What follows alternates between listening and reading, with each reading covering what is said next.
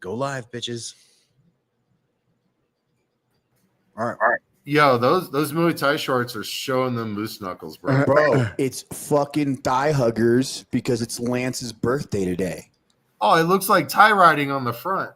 No, it says American on the back. It says, fuck yeah. If I can find where is our shit so I can go launch us. Dude, what are you doing, bro? I'm trying to play our fucking Tell me intro. we're fucking We're live recording. now. Are we live? We are And you live, and I can't find it? our intro. Media.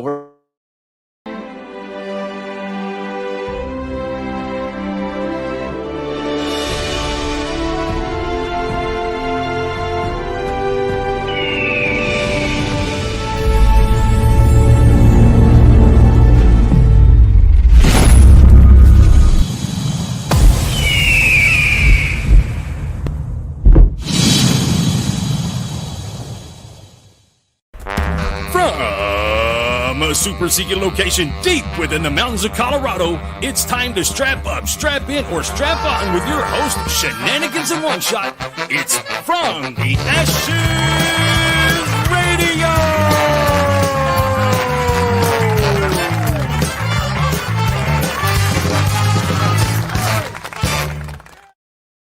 Well, that was a bit of a train wreck to start off with, but hell, whatever. That's what happens when probably you get used put to. in charge of running things again. Well, yeah, never let me drive anything. Anyway, well, welcome to From the Ashes on About Face Media, ladies and gentlemen. We are glad you are here. Ladies and gentlemen, if you are listening, and if you look over at my hetero life mate over here, the guy that sat in the hairy bubblegum, you'll notice he is wearing thigh huggers. Why, you may ask? That is because it is Lance Liggett's birthday. The man that started Thigh Huggers, today is his birthday. If you go over to Thigh Huggers on Instagram, Facebook, any one of those platforms, log in, click hello, and say happy birthday to Lance. Lance, happy birthday. Thank you so much for your support of From the Ashes. Happy birthday to you. I hope you're having a great one. Thanks for all your support of the buns, of showing thighs. Thanks for your support for all the veteran community, the Leos, the pole sliders. I know you are one of those. Let's see what else. What else could we I'm amazed that he can be a lot. fireman with that glorious Thanks hair. for representing the culture of the mullet so well to its fullest capabilities. Yeah, to say the least. Man, all the above. Great, that guy, great dude. He fucking lives it. Yep. I mean, he's like in South Florida, got the mullet going. He's a fireman. I'm pretty sure he's got a gigantic, ridiculous looking truck. I mean, he's taking it as far as he can go. Yeah. I mean, the only thing he doesn't do is walk around with a PBR everywhere he goes. Other than that. Oh, man. If he was like a PBR rep guy, they would fucking, there would be no more Coors Light and Bud Light. They'd go out and be like, fucking, no, we should go Natty Light. Fuck that. I mean, I don't know Florida all that well, but yeah, I feel like they're a Natty Light kind of state in his area. Any of you Florida folks, we'd love to hear your update. Yeah, help us out here. What is it? What is the shitty beer that you drink in Florida? Yeah, we need to know. My shitty Midwest beer was always fucking Natty Light. What the hell does it say on the whiteboard? Carl, cockfight? Cockfight. Oh, cockfight. I leave you guys alone for a week. We were cockfighting, bro. I got some of the fucking best messages I got last week were, hey, your kid's got a brain. Yeah, I hope so. Thanks. I appreciate that update. What the fuck, man?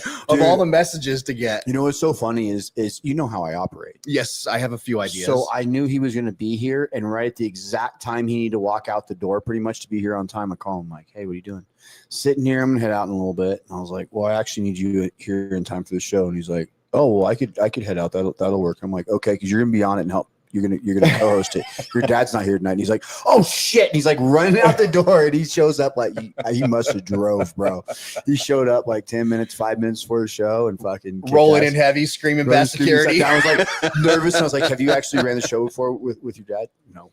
All right. Well, because my family is like, no, under no circumstances. And please don't mention my name on that fucking show either. No, I don't want to have anything to do with it. And I'm like, oh, okay. And of course you fucking call and they're like, yeah, I can help you out with that. No problem. I'll bet you if you called the other one too, she'd be happy to fucking hold you up. She won't even listen to the show. I don't think she would. She does. Unless she came on with, she would come on with like a notebook of jokes to tell about you. That might be accurate. That Actually, might that's a be terrible accurate. idea, by the way. I know. He was tailgating my ass down the fucking exit road. That's fucking awesome. Oh yeah, he was ripping behind Joe. Yeah, well, yeah. Neither one of them. I know why my kids drive the way they do. I mean, I can't make any arguments.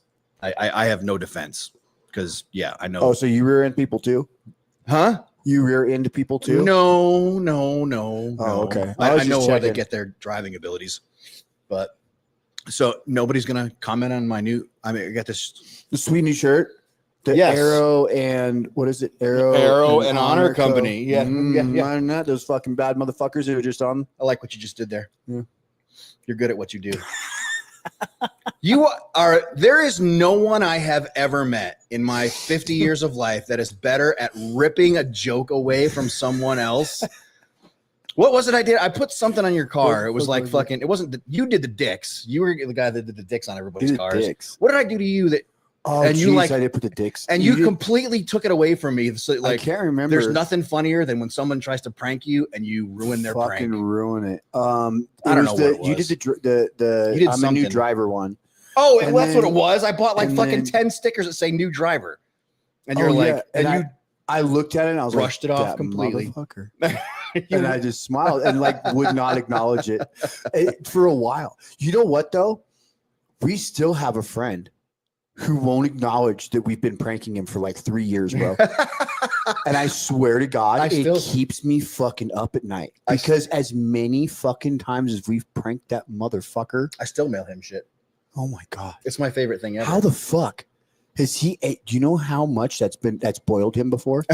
And how much he's got to know that he's kept up somebody at night for not acknowledging it. I'm the guy. I've been up all night. Oh man. That's awesome. I keep sending all kinds of shit. Well, I have a buddy, Roy. Well, you know Roy. He's been on our September 11th show all the time. And fucking, Yes. what do you call it? Every time I'm at like some conference or some shit like that, you know, I'll fucking sign. Anytime I need to sign up for something, I use his email. Well, this motherfucker, he caught on. Well, now he started signing me up for shit. So now I'm, dude, I get emails from fucking Ghana all the time. Did you know Ghana has its own Uber? Bro, I told you. I didn't either. I told you about the time I set up my gym manager.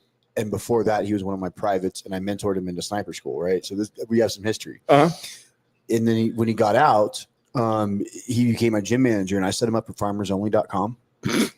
Through all of our because we were working together, I was able to fuck with emails and get in, and I started answering people. I set it up. I built relationships for him, bro. That's dangerous though, because then I did you the work go down a for him. pathway. I did the work for him, and then all of a sudden, I let the fucking shit rip, bro, and just gave his number to all of them. and I like released all of it to actually have him start seeing all the messages coming through. So all of a sudden he just has his profile going and toothless redneck women calling him.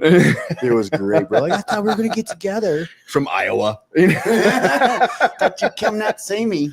Yeah, but he figured that's like I said, you're just the same as you. Yeah, exactly. Homeboy figured it out, and dude, it was like 5 seconds. I think because I think he was living with me at the time. I think it was like he opened his email, was like motherfucker, you know, from the back of the house or something. Like, got it. I now have an Uber account with Bolt, which is the fucking Uber for Ghana. I have a kid signed up for a fucking school in I don't even know what country it's in. I forget. But he gets vicious, man. He's fucking awesome about it. I'm like, dude, that's hilarious. Well played. You got me. He's really good at it. He goes down the rabbit hole. All right, Joe, we should definitely have to. Carl, what would you call her? Carla? I literally you walked in as Carol, we were doing. I walked in, and I was like, "Is that fucking Oompa Loompa Carol? Is that our Carl for tonight?" And he goes, "Yeah." And I go, "Is that real?" And he said, "Yes." So for those of you fuck? that are not on social media, on TikTok this week, and we don't normally talk about shit like this, but this is going viral like all over the world. This soldier is deployed right now to deployed. She's in Dubai, and so apparently Dubai chocolate is a thing. Well, this soldier filmed herself. Oh, y'all talking about the Dubai chocolate? Well, this is it. And she fucking filmed a video of herself sitting in a car eating the Dubai chocolate. The problem, what stands out to you about this young specialist? Chocolate.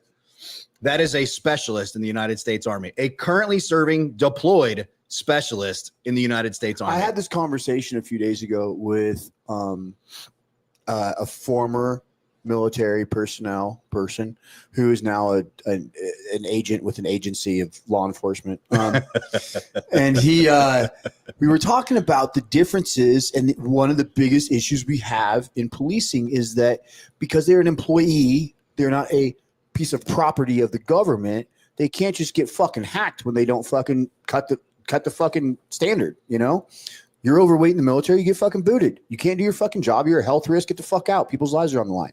It's the same way as a Leo, but they can't enforce things the same way. But we keep seeing more and more of this clear standard dropping crap. Dude, that is not, I ate an extra chocolate bar. I fucking sleep next to the Dubai Godiva or whatever the hell it is. That was ridiculous. They shouldn't make whatever they are, BDUs, dude, ACUs, whatever the hell uniform those are. They should not make those that size. Maybe she's pregnant in this picture. The fuck she's pregnant? I mean, you don't know. Maybe she's got a gland issue. If you have a gland issue, you're not in the fucking military. We have people to kill and lives not be put on the line with somebody who can't keep up. Come on, man. Maybe she's a personnel clerk. I can't. Maybe she's not fucking killing people. What? Maybe she ain't delivering my mail in the snowstorm. Maybe she's a mail clerk or something. She might not be killing people. There's all kinds of jobs in the military. Is Ozempic available through the Department of Veterans Affairs? Yes. Yes, it is. Cover Ozempic?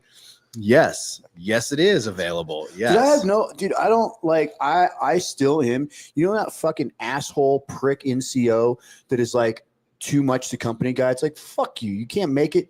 Like, get out. Oh, you're fat. Fucking quit eating, asshole. Oh, quit going to fucking sick hall, pussy. I'm that guy. But I don't give a shit. I mean, your fucking job. We have there is like no higher job. It's the one you're fucking willing to give your life for. But how could you be like that and in the infantry? You can't. There's no way. You couldn't get there. I mean, I've seen it, but then you get stuck. You get booted down to headquarters like fucking B supply or something. And then you get fucking escorted out eventually. There's just no way. I mean, you can't last. I mean, you guys are always moving. You do PT fucking all day. Yeah. I've been an infantry medic. There's no fucking way. It's fucking terrible. Yeah. I'll be honest, dude. After PT is when PT starts. Gun team and medic gun team, medic, and RTO for the platoon are the three worst fucking carries, period. Yeah, because on top of your rucksack, you're carrying your med bag or your fucking radio or your fucking whatever else. Yeah, that's what I'm saying. The RTOs have the radio and all the fucking batteries on top of their shit. And then you guys have your regular ruck and a fucking aid bag. Yeah. Oh, and they give you a fucking Beretta. It's your 9mm. Well, yeah, depending on where you are. But yeah. I can't even imagine fucking. But yeah, there's no way. I can't imagine. What would you guess her job to exactly. And that's how the fuck it was supposed to be. Right? You should always have pressure to be fucking animal. I had to make 200. What did that say? I had to make 208 and if 2 pounds over, life was hell, bro. Yeah. And I remember that when fucking dudes wouldn't make weight. Didn't you cut weight a couple times? Oh, it's terrible. It's fucking awful. Like drinking Epsom salt's awful. It's fucking it's terrible. You didn't actually drink Epsom salt, did you? Multiple times, many times throughout my matter to you. You should have known me that. Fucking awful. Yeah, this was before I knew you, dude. Dude, I had to make weight to get into the army. I've always been I almost had to make weight to get in the army. Man. Yeah, different way. Yeah. I shat 10 pounds of magnesium citrate. Yeah, Joe Allen gets it. Yeah, exactly. Exactly the same thing. Oh, well, that's a little different. That I use a lot of that in my cleanse for like my last day of if I need help making weight. Speaking as a fat kid, that's not a cleanse, brah. Well, there's more than just that in there. There's some other fibery things. Yeah, exactly. Hang on, let me fucking see what our guest is doing, if he wants to fucking play with us or not. Paint Picasso. Here we go. You Folks, coming? no, I do want to hear a little bit more on this. Any of you can feel free to weigh in on how much of an asshole I am because I'm I made fat comments because I don't care if you're fat, just not in the fucking military where you have to fucking pull people out or you have to be pulled out. Big ass and therein lies the difference. That's not her fault. That is not her fault. Oh, that would have never happened. That is not her fault. That is her leadership's fault. Oh yeah, you'd have been low crawl. You know what burns a lot of calories? Low crawling. Yeah, you low crawl everywhere you go. I don't give a fuck. Staff Sergeant Mike Lakis and Staff Sergeant fucking Schoolfield. They just hey, start running. Go ahead, fat boy. Yeah, run. When you're skinny, everybody's last name is Schofield. When you're done, when you're skinny, that's when you'll stop running. Yeah. Go. Are you tired? Oh, that's no problem. We can do fucking private PV2 Rodenbach. I don't even know if I'm a PV2. I think I have my fucking mosquito wing. Okay. Decided to drink a fucking lot of 151 the night of the night of a 12-mile road march. And in my drunken intelligence, I was still in like the hotel waiting for barracks, like transitioning like in my unit. And I just showed up for a 12-miler. And they just told me if I had 45 pounds in my ruck, I'd be good. So I threw 45 pounds of like civilian gear, like whatever. I don't know what the fuck I shoved in there. I was fucking drunk. I've been drinking 151 all night. I show up and then they're like, what the fuck? They dumped my ruck. And then I have to like make my fucking packing list. So I make my packing list. Obviously they knew I was lit. And then I did my 12-miler and I became a heat cat on mile 11 and a half. Okay. At like 2 hours. Okay. I could have crawled to 12 and they're like, you're a heat cat, bitch. You don't get to finish. And I'm like, fuck, it's right there. I could see the line. They made me do that bitch the next day. Think I'm fucking around, bro. That like didn't matter. They were like, oh, okay. You're still going to do it. And you're going to have the right packing list, won't you? Yeah. Fuck yeah. I did that bitch the next day. And it was horrible, bro. And it made me think a little bit more. Yeah. So exactly the point. Yeah. Exactly. We'll the fix point. you. And I will. And there's no leniency because there's no leniency when you're in gunfights and dealing with like overseas life and death situations. It's nuts to me. But anyway, I can't stand that. Anyway. Hang on one second. I had to spit shine my boots. I was part of the spit shine your boots freaking era. Me too. Same thing. What the fuck was that? Now that was stupid. And you're saying, hey, am I an asshole? You're not. And Sergeant Lakis and Sergeant Schoolfield were not. No.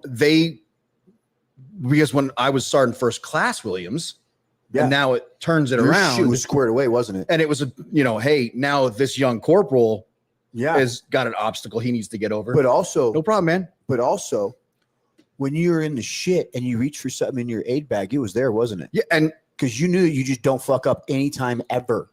Because not only that shit didn't go on paper. No, you don't need. Yeah, there was no paper. Yeah, it was. Hey, man, are you tired of running around this track? Yes. Good. No, we've known run up and down those stairs. How long we known each other? Like 7 years now. Long time. 6 years. Yeah, it's been a while. How many negative counseling statements have I ever had?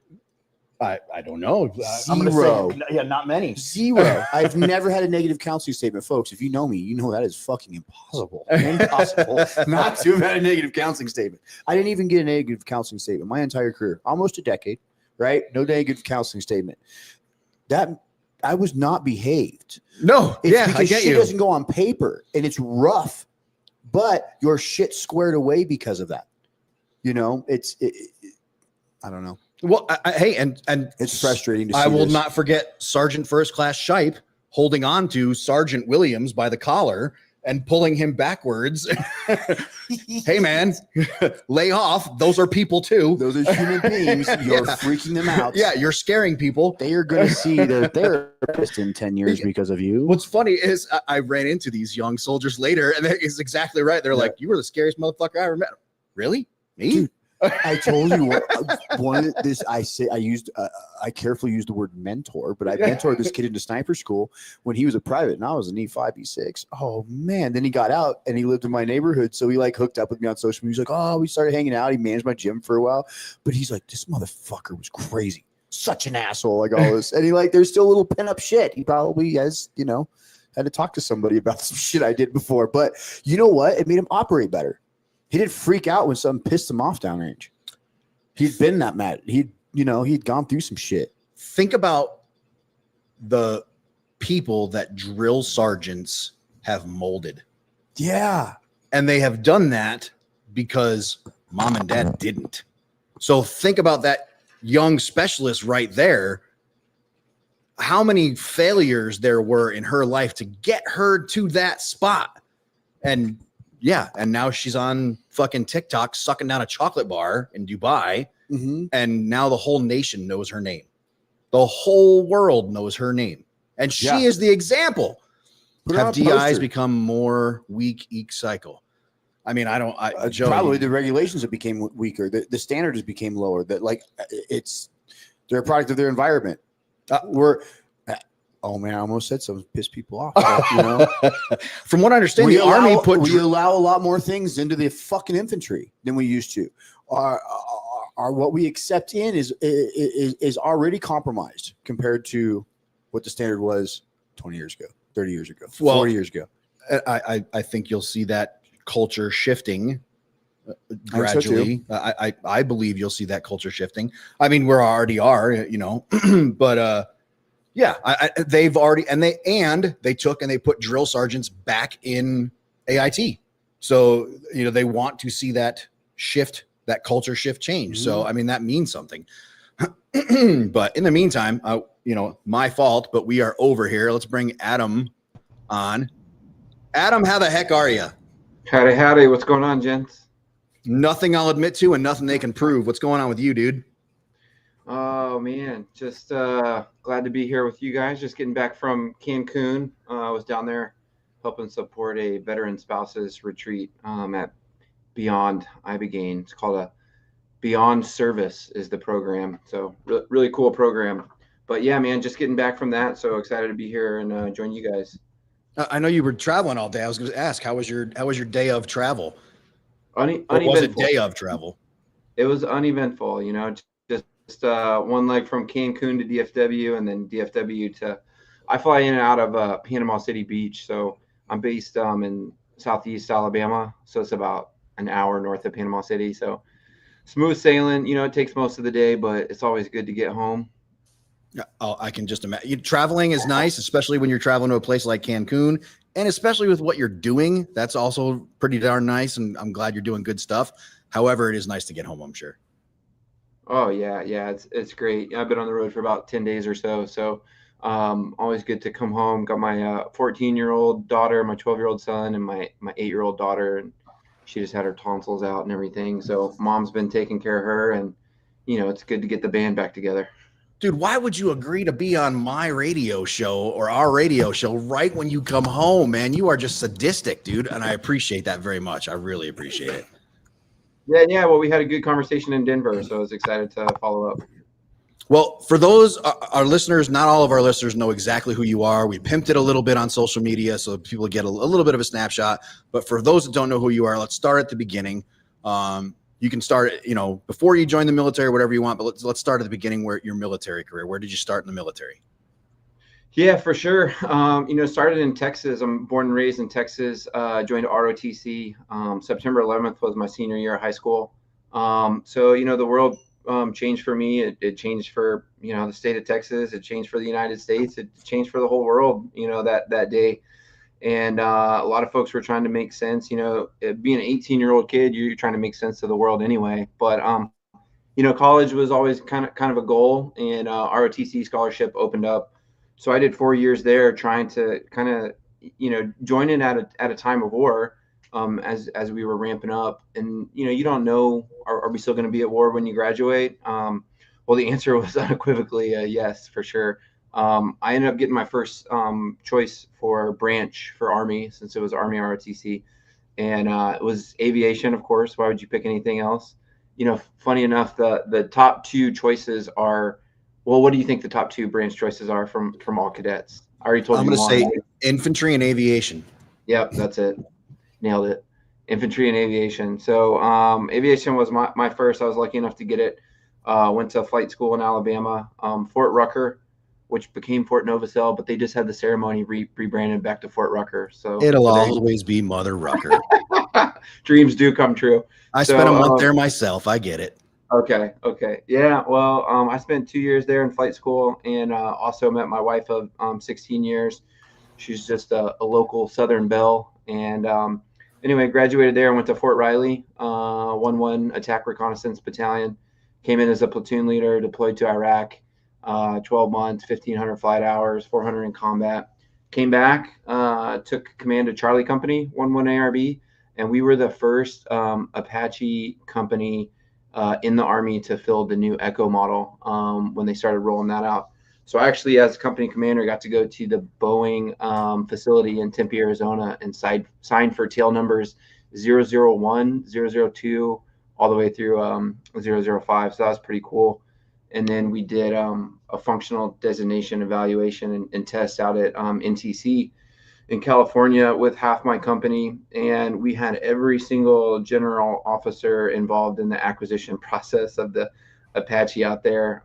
So we were putting it through the full spectrum of operations to see what it could do out there. And man, the Apache is one sexy beast that can do a lot of things. And the Echo model was an upgrade to the rotor blades, the gearboxes, some of the electronics and systems. So even faster, even more lethal, if you can imagine that. So, man, I really enjoyed my time as an Apache pilot, as an officer in the Army. I got out right before promotion to major, right about the 10-year mark. I was originally looking to just go and go back and get my MBA in Texas. And my older brother was a SF Green Beret with ODA, I think 1221 up in Fort Lewis. And his last deployment from Afghanistan in 2013, he just came back, and man, we just know now that he was experiencing, all the effects of operator syndrome. He was the breacher on his team, concussive blast wave after concussive blast wave, just as a byproduct of the work that we do.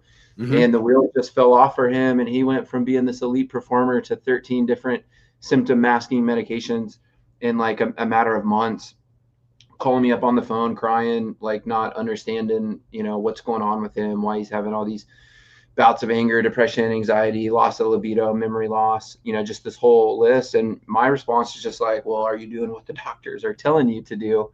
And, that was just kind of our understanding, right? Like these are the professionals. This is the military medical system, the healthcare system.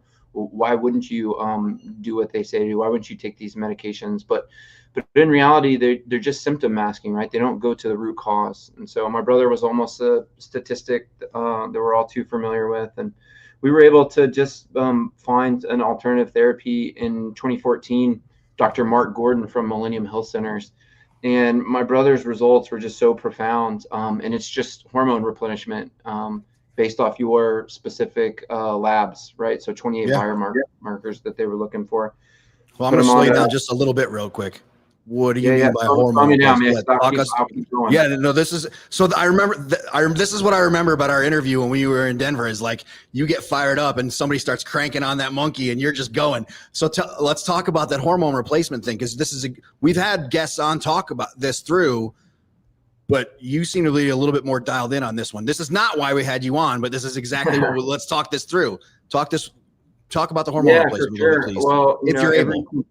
Every concussive blast wave, you don't even have to have physical like trauma to the brain. What do I mean by that? Like you don't actually have to hit your head on something. If you're in an IED explosion, that blast wave permeates through the air and it actually ripples the outside of your brain, which is the soft consistency of butter. And every time your brain touches your outer skull, with that ripple effect is actually every contact as it can be classified as a TBI.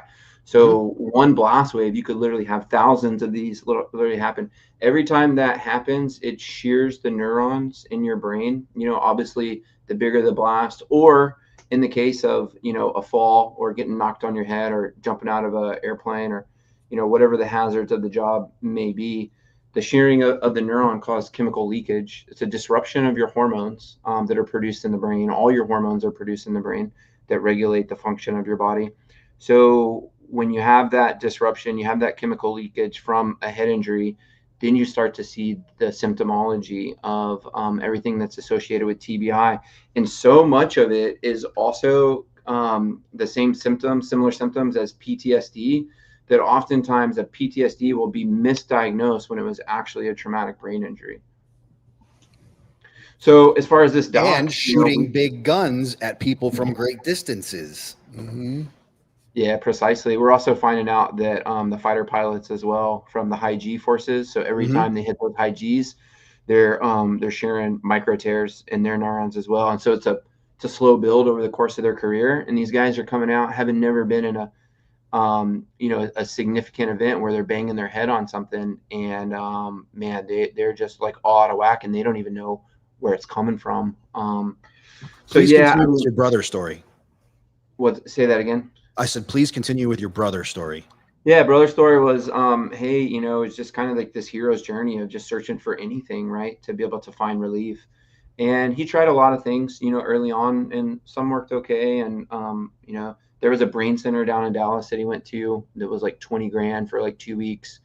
Used to be called the Carrick Brain Center. He also did transcranial magnetic stimulation, TMS, but it was this hormone protocol that was the best for him. And he was just like, hey man, change your plans. Don't go to Houston and get your MBA.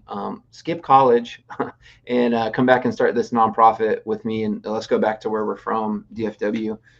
And man, I just looked up to my older brother my whole life. And, after 10 years of, being gone in the military, kind of doing our thing, coming back and kind of having some kind of normalcy and living near family seemed pretty good idea to me. And dude, I was, attack company commander who'd been to combat and come back. So there was going to be no failure in whatever we were going to do. We didn't have the best business plan, kind of leaned out, but within 8 or 9 months of starting the nonprofit, getting 501c3 status, we were on the Joe Rogan podcast. I say I was in the room for the first one, and Joe actually said, "Oh, we only let 2 people be on microphone." So if you ever pull up episode 700, you can see me in like the back on my computer, like quietly crying in the background that I didn't get a mic that day. But it was all good, man, because it was time for my brother to share his, story. It wasn't time for me, and that was all good. And so episode 700, yeah, man, that was massive, and just really kind of that was 2015, right? So that was the formula that we've all seen now, right? And really just kind of accelerated over the last 10 years, which is, damn, that's 10 years ago. Fuck me. Yeah. Which the formula is, hey man, like I went to serve my country. This was my service record. I experienced this. I came back in some way, shape or form, less than how I went over there. I found this thing that worked really well for what I was experiencing.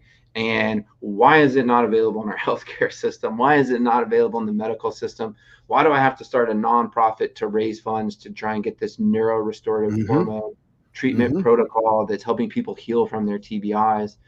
And, we just had to get really good at like learning the science, like understanding the doctors, telling our stories, getting out there and telling people that, you know what, the VA is messed up, the DoD healthcare system's messed up, the US healthcare system's messed up. And look, we're not saying we have all the answers, but if you have TBI, you should probably like get your labs done, check your levels, and maybe get on this protocol to restore things. Guess what, man? When people think they have PTSD, but it turns out they have a bunch of TBIs in their history, their PTSD goes away. So a lot of misdiagnosis on the PTSD front. But are you familiar with the Marcus Institute for Brain Health? I'm not intimately familiar with that one. That it's based out of CU, University of Colorado here, and we have them on. We've had them on like twice now. Amazing, a great organization. Love them to little pieces. Very similar to what you're running down. We love them. We'll connect you. Yeah, I'd love to. Yeah, they're great people, really good people. Anyway, how is your brother now? Yeah, he's doing good. The trajectory for the last 10 years, that was kind of the entry point, right? So 2015, we wrote a book along the way called Tales from the Blast Factory, co-authored with my brothers. It's really kind of just the intimate details of, his deployment all the way through everything that we just kind of talked about, pathways to healing. And it was always about leaving a blueprint for what we found, for others behind us. It got made into a feature doc called Quiet Explosions, Healing the Brain, kind of expanded, covered athletes and, female, male, active duty, civilian, and talked about a lot of these kind of treatment modalities and how people are being able to overcome this. And my brother went on and did Joe Rogan like 2 more times. He got his MBA from Pepperdine, and moved to Central Texas. He did a little stint out in LA, and then came back. And now he just is kind of chilling out, homeschooling the kids and taking care of his family, and really focusing on them, which is great. In 2021, he was part of the team that helped pass the first psychedelic legislation in the state of Texas to do a study at the Baylor College School of Medicine. And so along our path, we got exposed to these therapies. He did first, and then, kind of shared it with me. And we were just like, already in the game of trying to solve TBI and PTSD for the veteran community, at least adding to the people solving it, not to trying to say that we were the only ones. But man, once you had those experiences, because I was an Apache pilot, right? So I wasn't down there, on the ground, exposed to the sights and the sounds of the battlefield like he was. Like, I had a different view of the war from my cockpit. So my main thing was more like, well, kind of like how I run the interview, you had to slow me down a little bit, right? It's just attack. It's just like go, go, go, because that's what I was trained to do. You know what I mean? We signed our emails attack. Like that's how we finished them. So when I got out of the military, it didn't matter if I was in nonprofit, didn't matter if I was, for profit, like whatever. Like I just went, man, and I got so burned out that I had to pull my engine power levers back to idle, man. I needed to actually turn them off and do some depot level maintenance on my engine systems, but I didn't know how. And that for me, like psychedelic therapies for me, were really the first kind of break in my fight or flight, kind of system to be able to start getting like a little bit of relief. And how did you get started? With psychedelics? Yeah, sure. We can talk about my brother set up an ayahuasca retreat in 2016 in the Texas Underground for 3 nights, and so that was kind of like my first exposure in 2016. 2018, like a church or something, or man, it was just some dudes that were trying to do some good and invite veterans in to. Okay, you made it sound kind of shady at first, bro. Yeah, it was definitely a different environment to roll up to, and everybody's wearing, like white linen, and everybody's hugging one another and loving each other in like, just like very like compassionate ways. And, coming from the military world, like that's a strange thing to roll up to. Say, what is wrong with these people? What are their motives here? But no, they had a Peruvian shaman, come in and yeah, man. So it was pretty wild, and I had like pretty much no preparation for it. Yeah, imagine walking into that unarmed, dude. Yeah. Well, my story is kind of like, my story is kind of like getting exposure to these things, maybe not having the best preparation and integration on the other side, maybe suffering a little bit because of it. I can certainly say that I did. But that's why I'm such like a steward for these programs coming online and being done, the right way and the best way. And that's what it kind of ultimately led to is, look, man, we're just experiencing our brothers, 17 to 44 veteran suicides a day, and just so tired of it. So if something was going to provide some relief and give somebody a reason to be here, so you had time to help them rebuild their life and set a vision and regain purpose, then we were going to find a way to get people access to it. So, it was kind of the underground, going out of the country. And the only reason that these things are really, truly coming at the place that they're at is because of, folks like us and others like us that just did anything to continue to be here and be alive. And now we're trying to make sense of them. We're trying to partner with the scientists and the researchers to make sure that we're leading and safe, and we're bringing these programs online the right way. We're partnering with like the legislative experts who understand the laws of the land and how we can bring these programs online.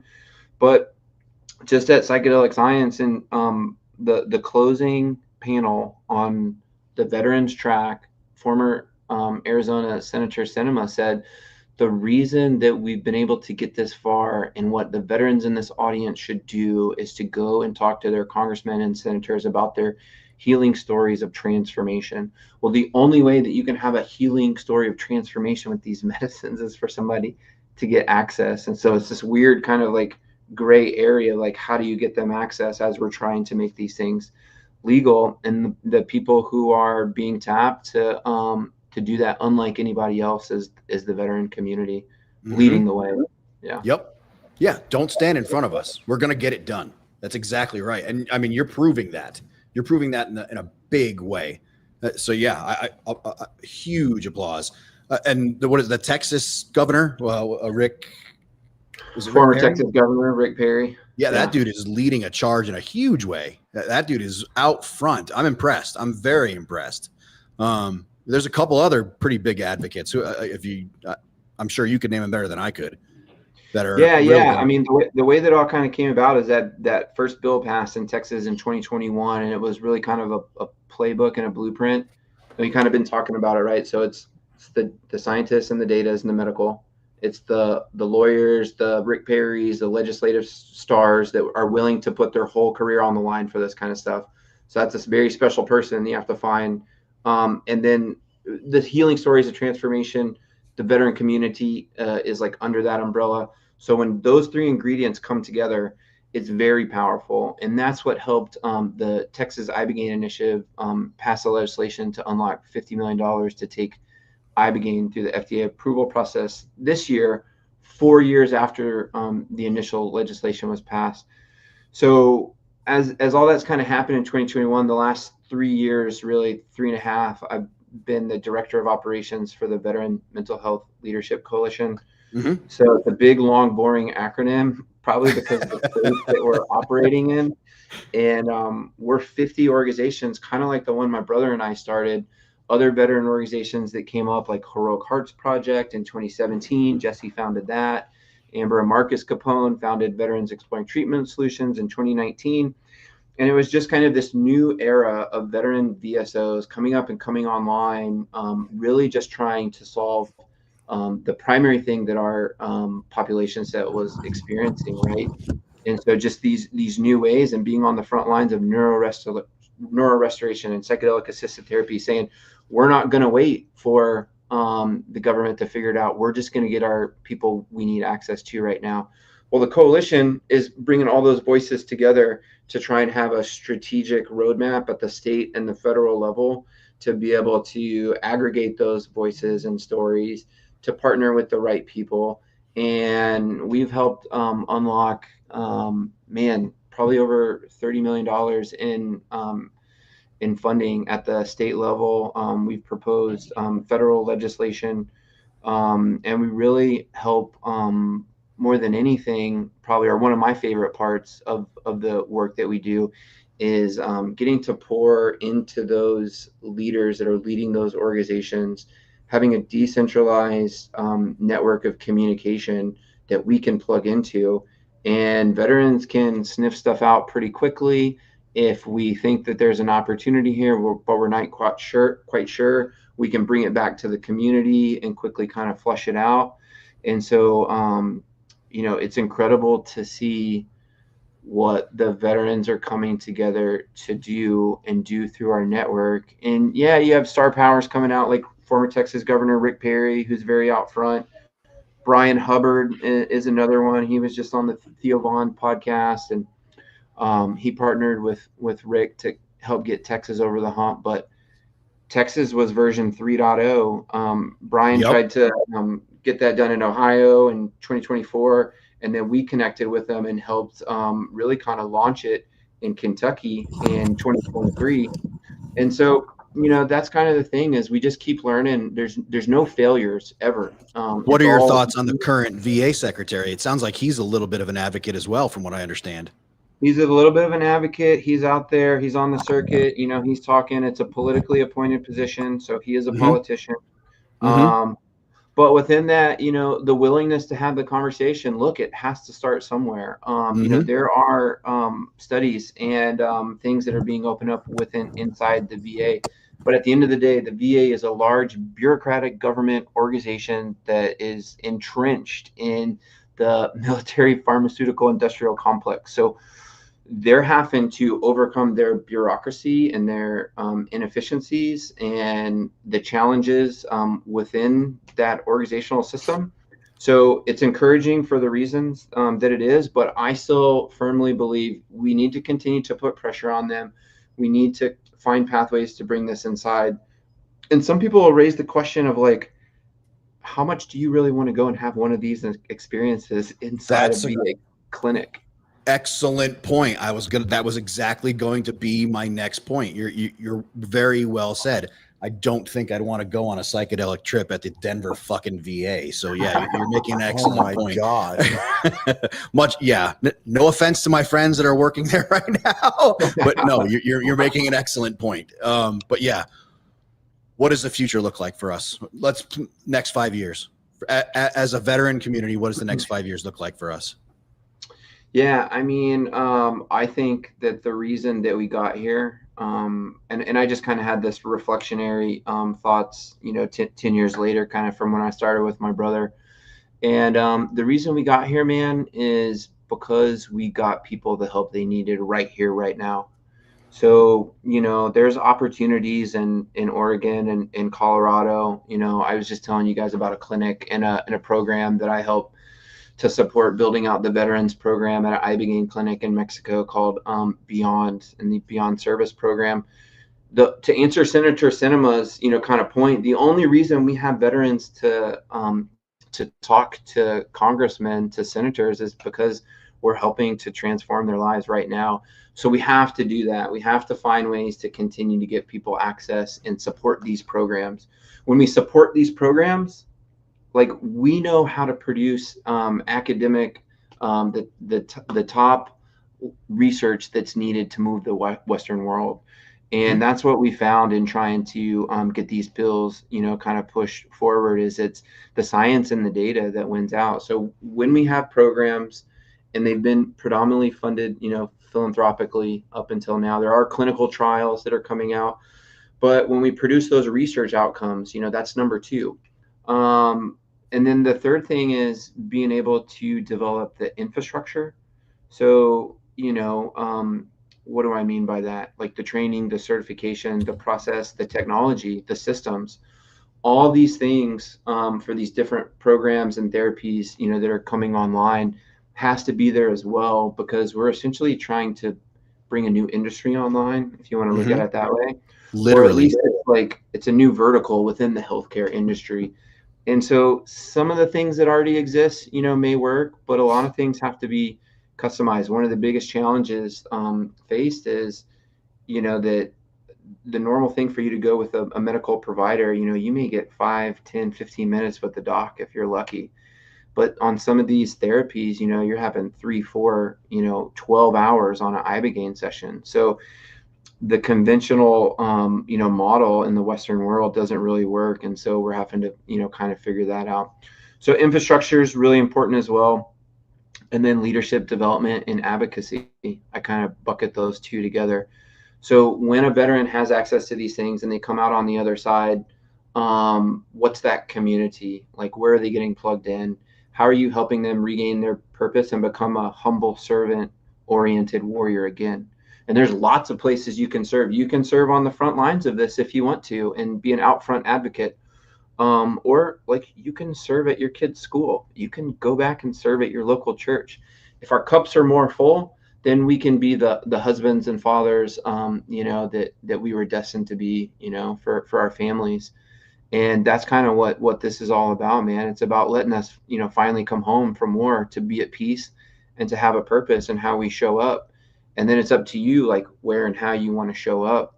And so at VMHLC, we try and find the people that are ready to share their stories. Also, somebody might have an idea to create a new organization in their state to kind of be the ambassador and come online and help kind of be the quarterback. Well, we want to work with those people because we can't do it all. I certainly can't do it all. And it takes a network of the best and the brightest of us, from the individual level to the nonprofit, to the organizational level, to the coalition level.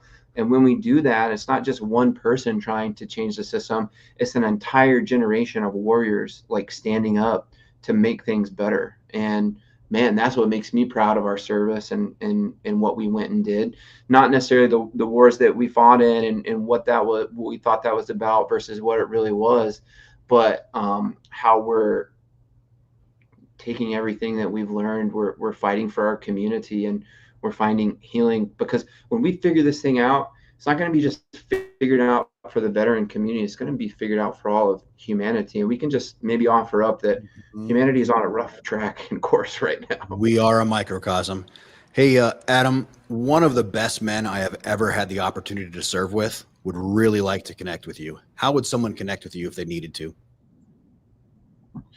Yeah, man, if somebody wants to connect with me, I'm on LinkedIn, Adam Marr, or on Instagram, Adam Marr _. And I'd be happy to connect with anybody, man. And you are in the Alabama metro area?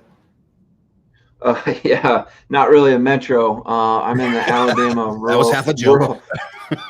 Yeah. I got to pass the combine on the way to the peanut stand. But yeah, it's he's good, the same way. Man, it's good life. It's a good place to raise a family, man. It's great. Hey, well, couple things. We're running out of showtime here. First of all, because you were a company commander, I need something for you for our weekly safety brief. Don't give me the usual standards with wrap that rascal. I don't need all that bullshit. I need something different. No I'll just tell adult you, population. I'll tell you a real story. If you're a warrant officer, and, I already like it. and your company commander tells you to stop dating the enlisted deployed soldier's wife, or things are not going to go well for you, then unless you want to get kicked out of the Army, you should listen to your company commander. Yeah. I'm glad we asked him. Adam, that's awesome. That's the best contribution we've had in a minute. This is why we ask our guests. Adam, I'm going to pass you off to my hetero life mate real quick. He's going to give you the outgoing instructions before I finish up the show. He's all yours. Roger bud. that. That's a good safety. That is real good. I like that. That's the best one we've had in a while. That's a good one. Yeah, well, it's real. Thanks for coming on. I enjoyed hearing from you. You got some good info. We'll give you about 2 minutes. If you had anything that you wanted to go over real quick, doesn't matter what it's about, anything you want to, we give you a couple minutes at the end. We try not to interrupt, and it's your time to shine. Man, Try to do a quick reminder of handles, websites, and info to get a hold of you and foundation, etc. Yeah, for sure. VMHLC.org is the website, and man, we're about to launch a new one, so keep checking back there. LinkedIn, Adam Marr, Instagram, Adam Marr _. And really, the big thing that I want to share is a program that we've been working on that I'm really proud of. It's called Beyond Service. It's at Beyond Ibogaine in Cancun. I just came back and we just finished our 10th cohort. What I'm really excited about this program is that it's not just for Special Forces operators. Of those 10 cohorts, we had 6 that were all male, 2 that were all female, and 2, the one that I just came back, was from the veterans' spouses, so the wives of veterans. Why is this important, man? Because the whole family needs to come home. The whole family needs to heal. We also have a support program that helps prepare. Sometimes it's the spouse, sometimes it may be a brother, a friend, a mother, a father, but somebody at home that helps prepare with that veteran or the veteran's spouse to go, but then helps to receive them on the way back. It's 4 weeks of preparation. It's 8 days on site. It's 2 Ibogaine doses, 1 flood dose and 1 booster dose. And then it's 4 weeks of integration on the backside. So it's a 9-week program. And, we talked a little bit about the front end, but these are the things that weren't there when I first got access to these medicines, or at least not in the way that I did. So we're really building the gold standard of care, and the stories and the transformations that are happening are absolutely remarkable. And when we have programs like that, then we have veterans who are able to show up and to serve and lead again, whether that's in their family or it's at the state capitals. So, man, I'd love to talk to anybody that's interested in learning more about that. and just hit me up on social or on the website. Or you can go to Beyond and check out Beyond and learn more about their offerings as well. So thank you guys. Thank you so much, Adam. Thank you. I know you've been traveling, and I really sincerely appreciate you taking your part of your evening away from your family to be a part of the show. Thank you for your tight schedule. I really appreciate the time. It was great to meet you at Denver Psychedelics 2025. Really appreciate you meeting you at the conference. It was great talking to you then. So yeah, go enjoy your time with your family, man. And thank you so much. Have a great rest of your night, bud. Thanks, guys. Thanks, Rob. Appreciate you guys. All right. Good night. Joe and I are fighting over the remove button. That's funny. Pardon me. Excuse me. Wow. Yeah, I know, right? I got to switch to those Newports, man. Those things, those fucking Pall Malls are kicking my ass. Do they make menthol cigars? If they do, I never want to know about it. Like a Newport cigar. It's thigh rolled right on the fucking mean streets of Compton. They probably do, and I hope to never find out about it. Fuck, I just smoked the shit out of that. You probably would. Which reminds me, August that motherfucker and roll a blunt. 14th is the next Veteran Night at Cosbar Cigars. Oh, okay. But good. I don't even like flavored cigars like those. You don't smoke a blunt? Oh no, I smoke a blunt. Oh, okay. But yeah, no. I mean, like we need to get some fucking. No, I'll smoke the shit out of a blunt. We need some Colfax in me, bro. What the fuck's the matter with you? But you got to do it right though. But no, I mean like those like flavored, like throat it before you like warm it up, like grape flavored and shit. Like those ones. Oh God, dude, I smoke expensive cigars. I don't smoke fucking. This motherfucker. I mean, I do like a backwoods once in a while from 7-Eleven once in a while. But yeah, you got to be doing. That's like you're up in the woods kind of thing. Backwoods. Essentially, yeah. Like back in the woods, hunting. Like backwoods. Yeah. Don't you have somewhere to be? Get the fuck out of here. Go do something. They have mint cigarellos. Charles Saveria. Do they really? I've never had one of those, and I don't want one. Don't get the wrong impression. Please don't start sending me fucking shit flavored cigars. $5 cigars. No, seriously, guys. Like he smokes anything. $5 cigars, Junior. When the fuck have I ever smoked a $5 cigar that you Your can? Cigars are more than $5. You could buy like a whole pack of cigarettes for that. You haven't bought a cigarette in a while, bro. No. Swisher Sweets, whatever, motherfuckers.